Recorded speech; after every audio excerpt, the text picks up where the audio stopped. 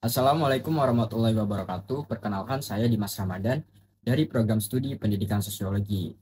Nah, di sini saya akan melakukan sebuah video analisis mengenai ranking. Oke, jadi kalian yang sebelumnya sudah pernah bersekolah, dulunya tentu paham betul kan dan udah pernah ngerasain gitu yang namanya momen-momen saat pembagian raport. Nah, di situ kan pasti ada pengumuman ranking kan. Dan tentunya kalian deg-degan kan, penasaran soal siapa nih yang bakalan raih peringkat satu kali ini atau malah kalian deg-degan juga karena takut ranking kalian turun. Kayak posisi ranking kita di mana ya gitu. Peringkat kita berapa ya di tahun ini, di semester ini gitu. Terus kayak baru juga masuk semester baru gitu, tapi ya yang udah kebayang tuh harus kejar ranking lah, harus jadi yang terbaik di kelas lah, biar dipandang lah, kayak supaya dipandang keren, terutama tentunya ya sama keluarga lah ya, sama orang tua, sama guru, dan bahkan ke teman-teman lainnya pun juga. Tapi kalian pernah juga nggak sih kepikiran, kenapa sih ranking tuh penting banget gitu?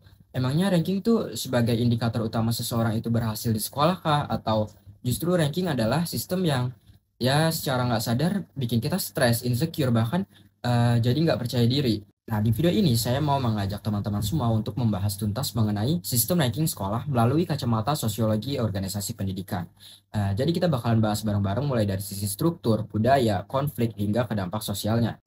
Oke, jadi gini teman-teman. Dalam materi sosiologi organisasi pendidikan, kita belajar kalau sekolah tuh bukan hanya sebuah tempat belajar doang gitu. Kayak kita nih datang, duduk di kursi, terus mendengarkan guru, nulis di buku tulis, lalu udah pulang gitu. Sebetulnya sekolah itu merupakan organisasi sosial formal, yang mana artinya sekolah mempunyai sistem yang jelas. Di sana ada struktur kepemimpinan mulai dari kepala sekolah, guru, wali kelas. Ada aturan main, ada budaya tertentu, dan yang paling penting ada tujuan kolektif yang mesti dicapai. Nah, di dalam sistem itu, ranking muncul sebagai alat evaluasi formal. Nah, tujuannya ya untuk memberi gambaran siapa nih yang unggul dalam aspek akademik. Tapi perlu diingat, kalau itu cuma berdasarkan aspek akademik, bukan secara aspek kehidupan siswanya yang menyeluruh gitu. Nah, yang sering kali nggak kita sadari, ranking tuh kan emang udah jadi budaya gitu di sekolah. Mulai dari kita SD, masuk sekolah dasar gitu, udah ada yang namanya peringkat satu, peringkat dua, peringkat tiga. Udah gitu jadi kebiasaan yang diterusin tanpa pernah ditanya, ini tuh sebetulnya beneran bikin anak jadi berkembang atau malah bikin anak eh, jadi berlomba-lomba tanpa arah gitu. Nah, di dalam organisasi pendidikan, budaya tuh penting banget gitu. Budaya telah membentuk suatu perilaku, harapan, bahkan bagaimana cara kita memandang satu sama lain. Nah, tapi dalam sistem ranking ini secara nggak langsung udah bikin kita percaya kalau nilainya tinggi, yang rankingnya tinggi, dan yang peringkatnya tinggi itu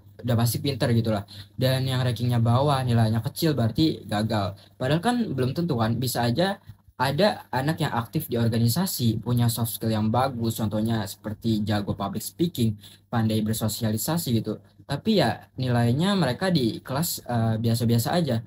Nah, jadi sistem ini tuh sebetulnya menanamkan nilai kompetitif ekstrim, mengabaikan keberagaman dari potensi-potensi yang dimiliki pada individu masing-masing siswa. Jadi sekarang kita masuk nih ke bagian yang paling penting, yaitu tekanan psikososial.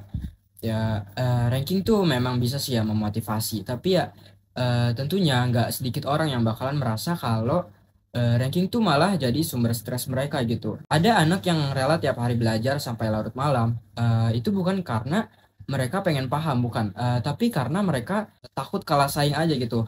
Dan juga gimana dengan mereka yang diem-diem nangis gitu karena dapat nilai kecil atau nilainya turun atau rankingnya turun gitu dari semester yang lalu. Bahkan ada juga yang sampai kehilangan motivasi belajar karena ia merasa dirinya ini nggak cukup gitu, nggak cukup mampu, nggak bakalan bisa gitu bersaing sama mereka. Bahkan ada studi yang bilang kalau tekanan akademik dari sistem yang kompetitif itu bisa bikin anak ngalamin kecemasan berlebih, bahkan depresi.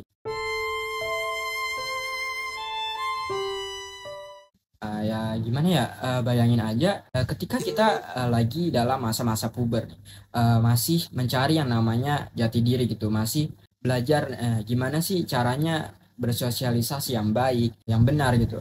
Tapi nyatanya di tiap semester tuh kita kayak udah dipatokin hidup kita diukur dari angka gitu. Dan ya ranking itu bisa jadi simbol status dalam organisasi pendidikan dan status ini kadang jadi alat untuk menilai harga diri siswa.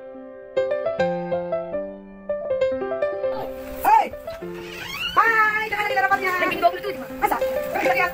Ranking berapa? Mana? Kita lihat. Kita lihat di mana, coba buka. Coba lihat. Situ Bapak tulisan. Mana? Yang banyak dia. Mana? Tempatnya ini. Kelas 5, kelas 6. Kelas 5, kelas 6. Ini. Coba hitung berapa deh? 1, 2. Aku hitung. Naik juga berapa? Dari 41. Naiklah pokoknya kan. Dan yang kemarin berapa kecil sebelumnya? Tapi jadi ya. Kalau semakin ditingkatkan terus ini 80 kelas semua. Coba buka ya. Bilang tadi sama Ibu Kristina dulu satu buku bilang. Nilai ya. Bilang apa?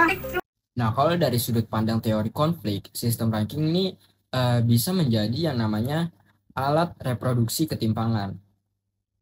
Jadi maksudnya gini, siswa dari keluarga kaya atau dari keluarga mampu gitu biasanya bakalan dikasih fasilitas lebih gitu, mulai dari ikut-ikut les, ikut bimbel gitu. Terus disediain juga gadget yang mendukung pembelajaran mereka gitu, mulai dari handphone, laptop, komputer, sekaligus fasilitas internet yang lancar.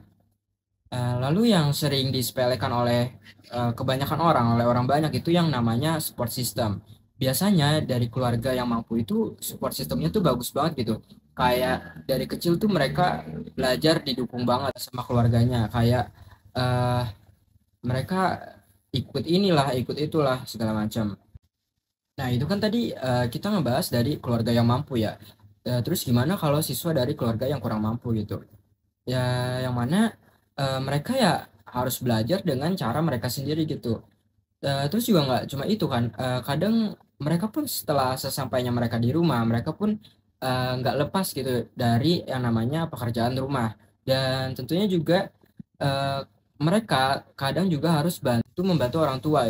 Jadi ya intinya mereka nggak punya akses tambahan, akses lebih yang kebanyakan didapetin oleh siswa dari keluarga yang mampu gitu. Justru nanti pas nilai keluar, ya yang ranking atas biasanya tuh ya itu lagi gitu. Nah, organisasi sekolah tuh kadang lupa bahwa ya kita nih nggak semua mulai dari garis start yang sama gitu, tapi struktur organisasi sekolah kan eh, yang memang cenderung birokratis kaku gitu ya.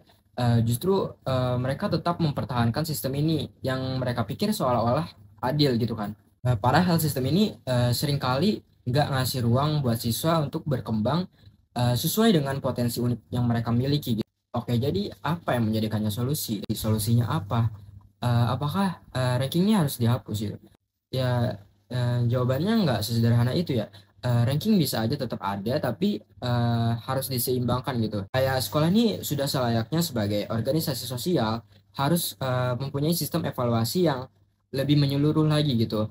Kita pun udah belajar tentang total quality management, yang mana sebuah pendekatan yang mendorong semua elemen organisasi untuk terlibat aktif dalam peningkatan kualitas. Nah, ini nih bisa banget diterapkan dalam pendidikan karena evaluasi siswa itu kan nggak cuma dari nilai ujian gitu ya, tapi bisa juga dari gimana nih keterlibatan mereka di dalam kelas gitu, mulai dari proyek kelompok, diskusi kelompok, soft skill yang mereka miliki kayak tadi public speaking dan sebagainya, lalu rasa empati yang mereka miliki, terus kemampuan berpikir kritis mereka gitu. Dan pendidikan yang berkelanjutan pun juga bukan soal siapa yang paling cepat untuk sampai ke garis finish gitu, tapi siapa yang konsisten untuk terus bertumbuh secara akademik dan non akademik. Oke, jadi teman-teman, pendidikan itu kan bukan semacam lomba lari gitu kan. Kita semua punya star masing-masing, jalan masing-masing, dan kecepatannya juga masing-masing gitu. Jadi ranking itu ya sebetulnya bukan patokan utama, tapi kalau kita menjadikan ranking sebagai satu-satunya standar, ya kita bakalan kehilangan makna dari belajar itu sendiri. Jadi sudah saatnya nih sekolah sebagai organisasi mulai lebih reflektif. Kita butuh sistem yang bukan hanya mengukur berdasarkan angka gitu, tapi yang bisa memanusiakan siswa sebagai suatu individu yang utuh. Nah, dan kita sebagai mahasiswa, sebagai calon pendidik, calon pemikir sosial, punya peran besar untuk mulai mempertanyakan dan kalau bisa ya kita mengubah itu semua gitu. Jadi kita bisa bareng-bareng membangun organisasi pendidikan yang lebih adil dan penuh empati. Oke, jadi terima kasih teman-teman yang sudah menonton. Jangan lupa like dan share kalau kamu setuju bahwa pendidikan harus lebih dari sekedar ranking.